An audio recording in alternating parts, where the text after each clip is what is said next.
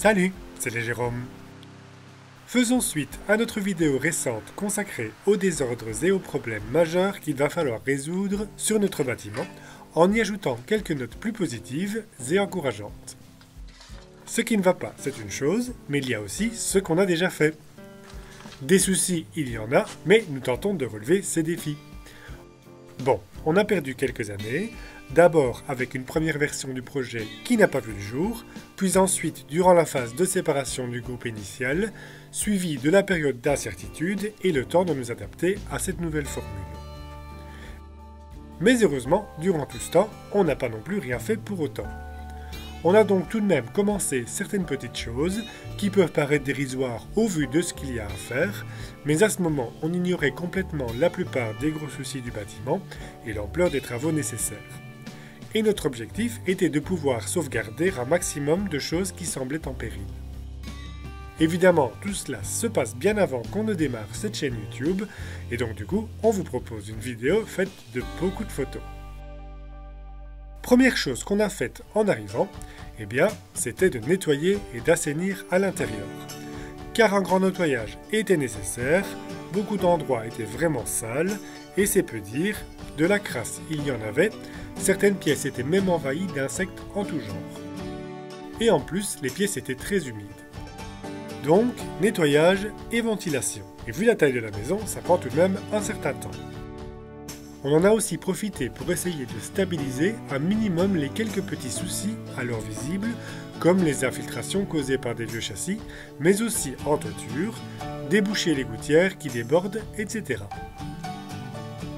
Sur la toiture, il a tout de même fallu stopper pas mal d'infiltrations, car de l'eau rentrait à l'intérieur, il y avait pas mal de trous dans les bacs en zinc, surtout au niveau des tourelles.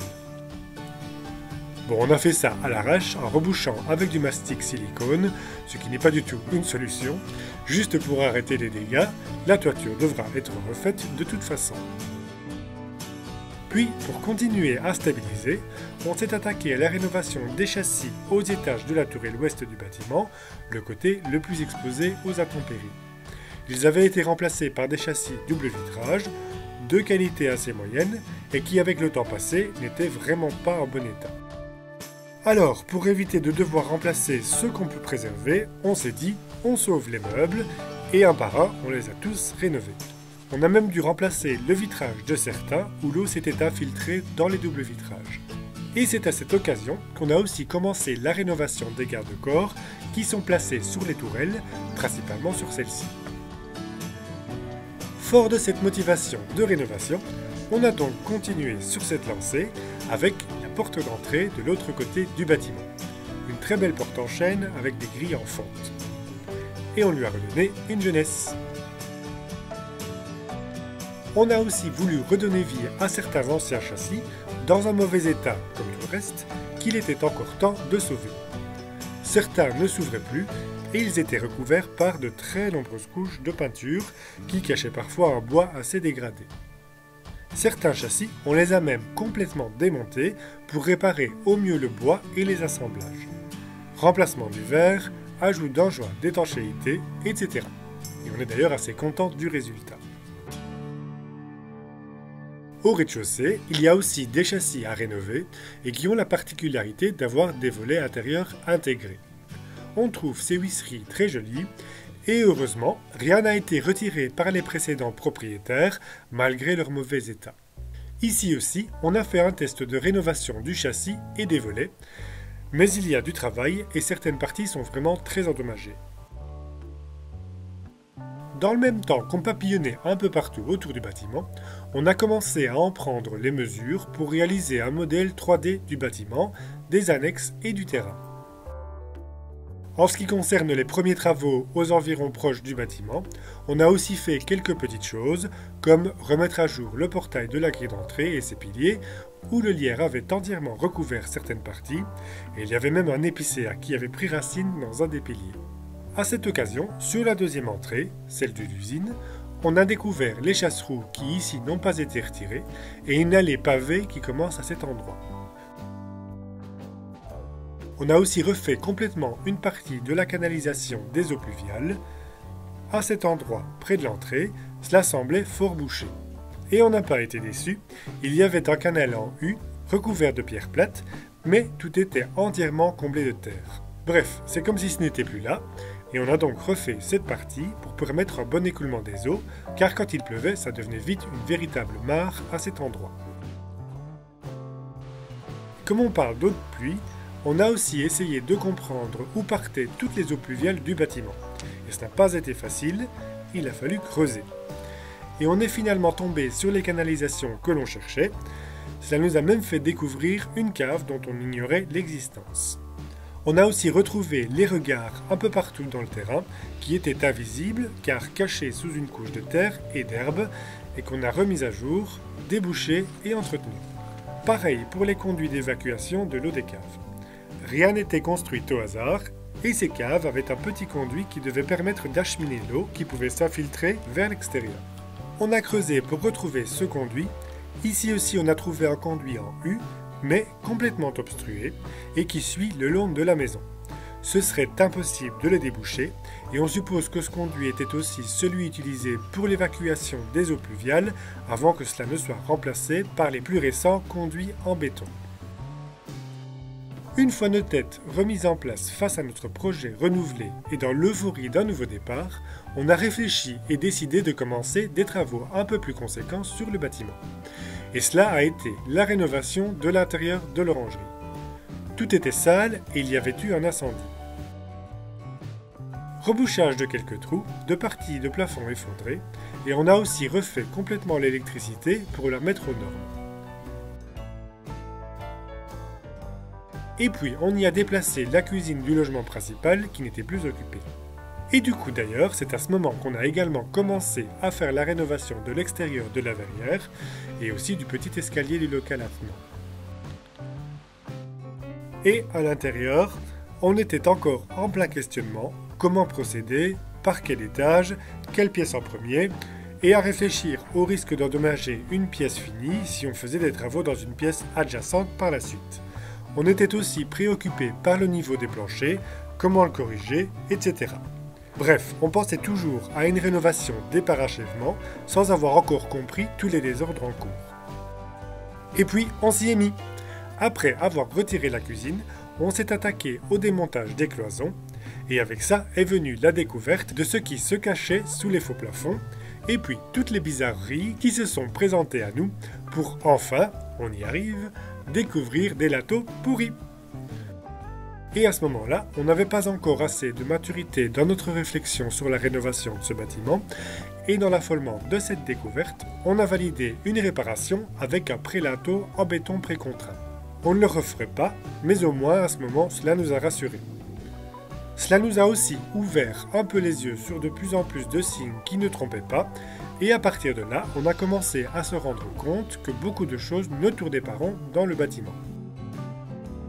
Le local où se situe l'ancienne turbine électrique était dans un sale état, et toute la partie droite du mur du fond ne consistait plus qu'en un gros trou béant crachant ses pierres. Assez étrangement, pas moyen de se souvenir si c'était déjà dans cet état quand nous avons visité. Certainement car on a vu évoluer le problème. Et certainement aussi du fait qu'il semble y avoir déjà eu une tentative de réparation avec des parpaings ciment. Toujours est-il qu'il fallait agir. D'une part, 10 mètres au-dessus, derrière, se situe le canal d'acheminement de l'eau et on a retrouvé une sorte de déviation ou ancien conduit d'évacuation de l'eau. On l'a remis à jour et débouché pour que l'eau puisse s'écouler par ce conduit et éviter trop d'infiltration jusqu'en bas, ce qui empirerait la situation. Du coup, le mur a pu être reconstruit et a retrouvé une apparence normale. Dans le même temps, on a complètement refait le rejointoiement des pierres du mur du fond et remis en place pas mal de pierres déchaussées.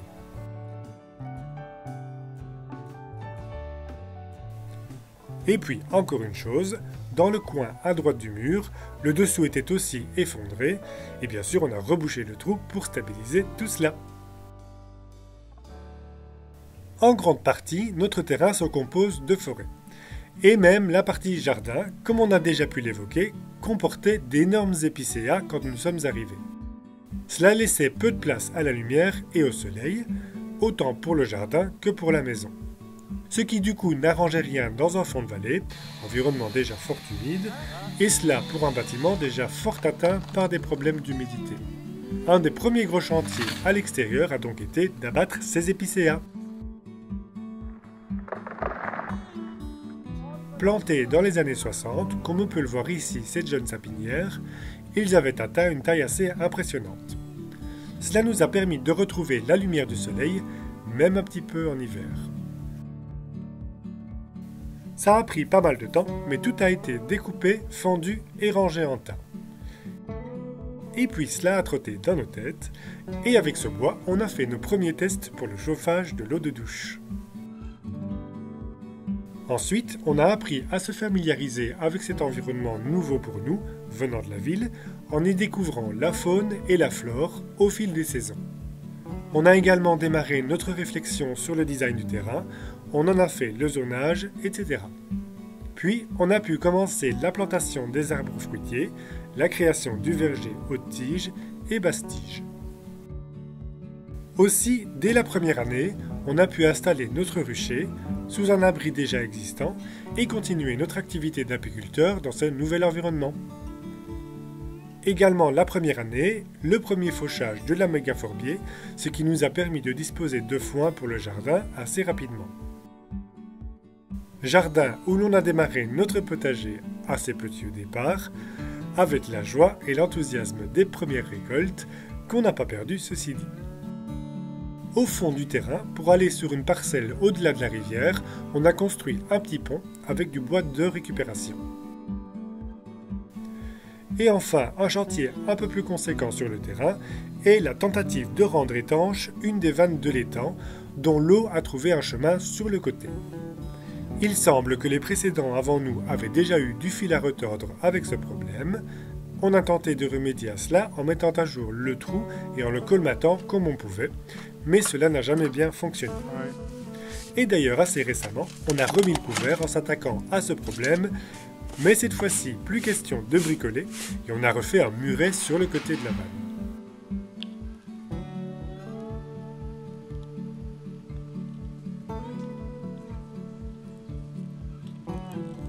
Sur le terrain, toujours, on a aussi découvert quelques circuits et canalisations de l'eau, mais pour la plupart tout bouchés ou endommagés.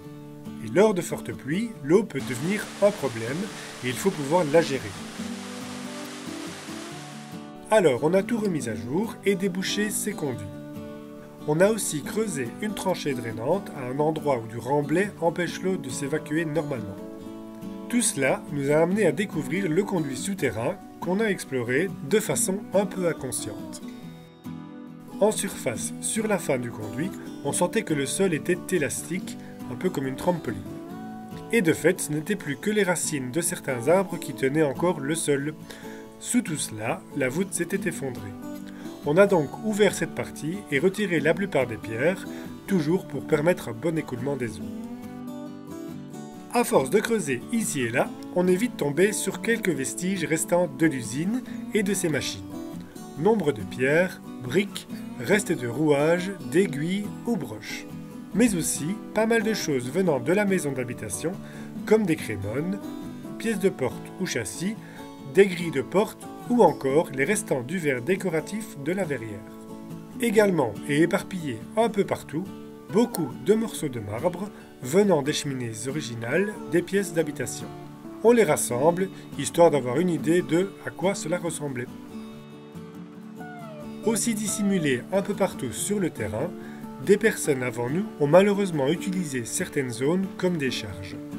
Déchets de construction, restant des découpes de plaques de la verrière, ou même ordures ménagères, voire pire, on vous épargne la liste. On essaie toujours de trier et de retirer ce qu'on peut, mais il y en a tant que c'est parfois impossible. On a du mal à comprendre ce geste, mais encore une fois, c'est peut-être plus facile vu qu'aujourd'hui on a le recul nécessaire sur cela. Des déchets, il n'y en avait pas qu'enterrés, il y en avait aussi sur le terrain quand nous sommes arrivés, quelques tas ici et là, dont des tas de gravats qu'on a rassemblés et en partie évacués. Et aussi un dépôt d'amiante qu'on a évacué en déchetterie spécialisée. Pendant ces petits travaux, notamment lorsqu'on creusait des trous dans le terrain, nous sommes retombés sur de plus en plus de vestiges du passé. Les restes et le sol de l'usine, des allées, les chasse-roues, etc.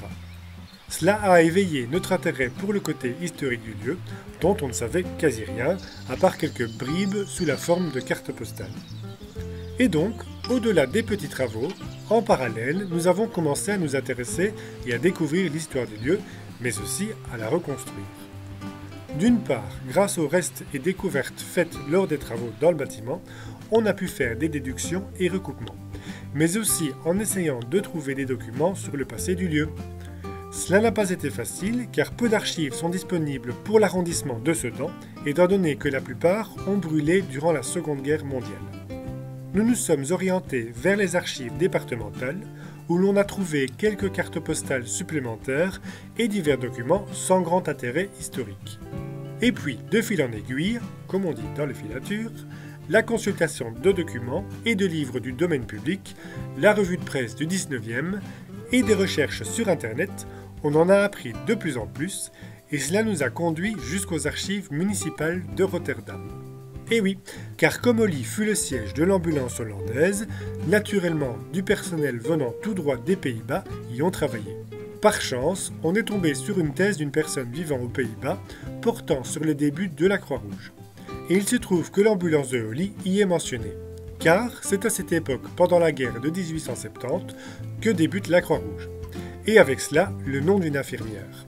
Pour ceux qui ont suivi la vidéo sur l'histoire du château, vous aurez deviné qu'il s'agissait de Sarah Uni. Et Sarah a écrit et ramené pas mal de documents qui ont ensuite été confiés aux archives municipales de Rotterdam par sa famille. On a donc été faire un tour à Rotterdam et on en a appris beaucoup. On est aussi rentré en contact avec ses descendants qui avaient encore quelques documents qui n'étaient pas disponibles aux archives. En France, cette fois-ci, on a également pu entrer en contact avec les descendants des propriétaires de la filature du XXe siècle, qui étaient encore en possession d'actes notariés, de photos et de détails intéressants. Et puis, il y a simplement le hasard, ou des rencontres avec des personnes ou descendants de personnes ayant habité ou travaillé au château dans un lointain passé et qui ont pu nous apporter leurs témoignages ou divers documents. Petit à petit, c'est de plus en plus de pièces du puzzle qui se sont mis en place. Et oui, le départ de cette aventure numérique, c'est en fait sur Facebook, où l'on publiait régulièrement des petits instants de notre travail. Tout d'abord en créant une page Facebook pour régulièrement montrer l'avancée de nos travaux. Au début, c'était vraiment à destination de notre entourage, car on nous demandait souvent des nouvelles, et cela nous permettait d'en donner de manière non intrusive et régulière. Et puis, à notre surprise, de plus en plus de monde a commencé à nous suivre. S'en est suivi la création de la chaîne YouTube, mais à partir de là, vous savez, ou vous pouvez le savoir. Voilà qui clôture cette vidéo reprenant les diverses choses qu'on a pu faire jusqu'au début de la chaîne ou qui n'y ont pas été reprises. Et qui en même temps clôture plus ou moins la série de vidéos consacrées au château d'Holly, son histoire et notre projet, même si vous allez voir, ce n'est pas tout à fait fini. Merci d'avoir suivi cette vidéo, on espère que cela vous a plu, portez-vous bien et à bientôt.